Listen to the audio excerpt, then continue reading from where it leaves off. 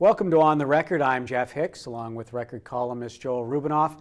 Today on the Record, we're going to go back in time. It's 1995, and a young cub reporter, Joel Rubinoff, is going to get assigned to go to Ezra Street in Waterloo for the big St. Patrick's Day party. Yeah. Was it as crazy back then as it is now with 22,000 people? Well, you know, back then it was 1,500 people, and I was kind of shocked by it seemed like an enormous number. The crowd was huge.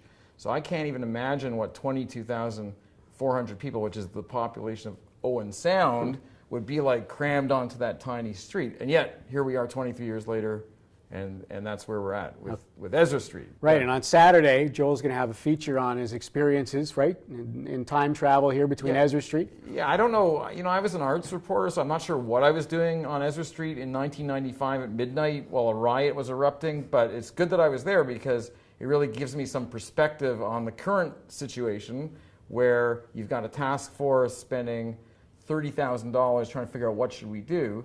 And, you know, basically this is the same thing they did 23 years ago, and they came up with a solution back then, but the historic memory isn't very good, and now we're spending more money to probably come up with the same solutions. Well, now it's 50 times bigger, so I don't think I don't know if it'll work. I mean, it's an interesting phenomenon. Okay, Ezra Street, 23 years later, with Joel Rubinoff this Saturday in The Record, and this has been On the Record.